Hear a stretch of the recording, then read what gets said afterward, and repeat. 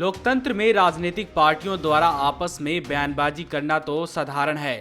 अक्सर पक्ष विपक्ष द्वारा किसी न किसी मुद्दे को लेकर एक दूसरे को निशाना बनाया जाता है। पार्टियों द्वारा एक दूसरे पर आरोप प्रत्यारोप लगाने में कोई बुराई नहीं है, परंतु कभी कभी इस बयानबाजी के बीच पार्टियों के नेता अपने विरोधी दलों को कुछ भी कहने से नहीं चूकते हैं। मौजूदा सरकार में प्रधानमंत्री मोदी अक्सर विपक्षी दलों को लेकर बयानबाजी करते रहते हैं, लेकिन इस बार उन्होंने विपक्षी दलों को लेकर शर्मनाक बयान दे दिया है। उन्होंने रैली में जनता को संबोधित करते हुए विपक्षी पार्टियों को पड़ोसी मुल्क पाकिस्तान का प्रवक्ता बता दिया।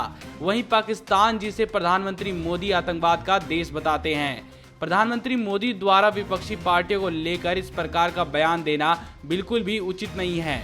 भाजपा मंत्री व देश के प्रधानमंत्री मोदी ने आतंकी शिविरों के खिलाफ सेना के अभियान के सबूत मांगने को लेकर मंगलवार को विपक्षी पार्टियों पर हमला बोला और कहा कि वे भारत की राजनीतिक पार्टियों से कहीं ज्यादा पाकिस्तान के प्रवक्ता के तौर पर नजर आती है। अब हमें ये समझ में नहीं आता कि आखिर सिर्फ सच्चाई जानने के लिए सवाल पूछने पर मौजूदा सरकार के लोग इस प्रकार क्यों भड़क जाते हैं। मोदी ने कहा कि मतदाताओं को फैसला कर लेना चाहिए कि क्या वे पाकिस्तान के उन मतदाताओं को सत्ता सौंपना चाहते हैं जिन्होंने सबूत मांगकर सशस्त्र बलों के मनोबल को गिराया है।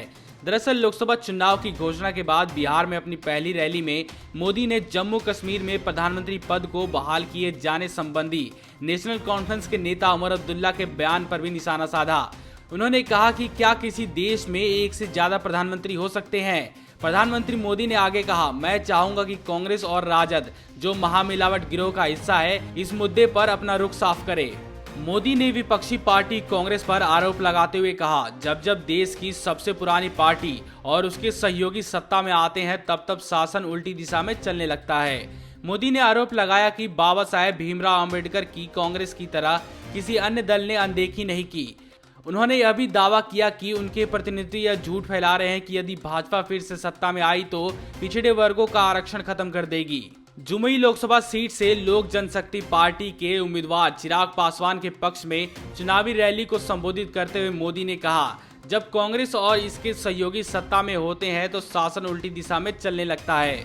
उन्होंने कहा, कांग्रेस जब सत्ता में होती है तो आतंकवाद, महंगाई, हिंसा, भ्रष्टाचार, काला धन बढ़ जाता है, जबकि देश की समृद्धि, इसके विश्वसनीयता, सशस्त्र बलों का मनोबल और ईमानदारी के प्रति आदर घट जाता है। मोदी ने 14 फरवरी को जम्मू कश्मीर में सीआरपीएफ काफिले के साथ हुई घटना के बारे में विपक्षी पार्टियों के बयानों पर भी निशाना साधा। प्रधानमंत्री मोदी ने कहा, वे भारत की नुमाइंदगी करने वाले राजनीतिक पार्टियों से कहीं ज्यादा पाकिस्तान के प्रवक्ता के तौर पर नजर आते हैं। प्रधानमंत्री द्वारा विपक्षी पार्टियों के नेताओं को पाकिस्तान के प्रवक्ता बोलना उनके पद को शोभा नहीं देता है।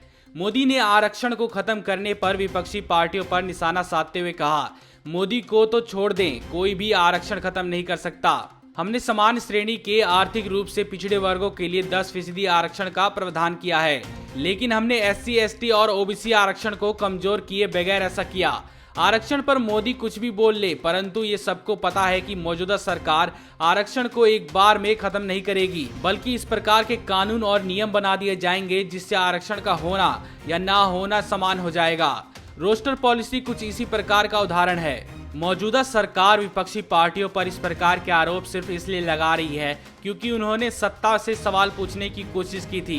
ये पहला दफा नहीं है जब नरेंद्र मोदी के बिगड़े बोल हैं। इससे पहले भी उन्होंने देश की महिलाओं को लेकर चौंकाने वाला बयान दिया था। दरअसल वह एक बार नई दिल्ली में मुद्रा बैंक के उद्घाटन करने पहुंचे थे, जिसमें उन्होंने लोगों को संबोधित करते हुए अपने भाषण में कहा, किसान अगर आम बेचते हैं तो पैसा मिलता है, आम का अचार बनाकर बेचे तो और ज्यादा पैसा मिलता है, अचार को बोतल में बंद करके बेचे तो और ज्यादा पैसा मिलता है, और अगर लड़की अचार की बोतल लेकर खड़ी हो जाए तो उस अचार की बिक्री और भी ज्यादा बढ़ जाती है। मोदी द्वारा लड़कियों को लेकर दी गई टिप्पणी पर सोशल मीडिया पर लोगों ने लिखा था, प्रधानमंत्री मोदी को लड़कियां सिर्फ सामान बेचने का जरिया नजर आती हैं। इतना ही नहीं, मोदी ने संसद की एक बैठक में विपक्षी नेता रेणुका चौधरी की हंसी को रामायण के एक किरदार ताड़का से जोड़ने की कोशिश की थी। एक तरफ सरकार महिलाओं के सम्मान को लेकर इतने बड़े बड़े बातें करती हैं, वहीं दूसरी तरफ मौजूदा सरकार द्वारा महिलाओं के प्रति इस प्रकार का व्यवहार रखना निंदनीय है। देश के प्रधानमंत्री द्वारा विपक्षी नेताओं के साथ साथ आम लोगों के बारे में इस प्रकार की बयानबाजी करना उनके पद के लिए अशोभनीय है। सरकार को भी यह समझना चाहिए कि इस प्रकार की बयानबाजी करने से देश की छवि को नुकसान पहुंचेगा। नेशनल दस्तक को देखने वालों से अपील है कि वह नेशनल दस्तक के सपोर्टर फॉर्म को भरें ताकि हम सीधे आपसे जुड़ सके। नेशनल दस्तक की आपसे गुजारिश है कि अगर इसको बचाना चाहते हैं तो नेशनल दस्तक को सब्सक्राइब करने के लिए रेड कलर के सब्सक्राइब बटन को दबाएं, फिर बेल आइकन की घंटी दबाएं। नेशनल दस्तक को बचाने के लिए बहुत जरूरी है कि हर खबर को शेयर करें, लाइक करें, कमेंट जरूर करें।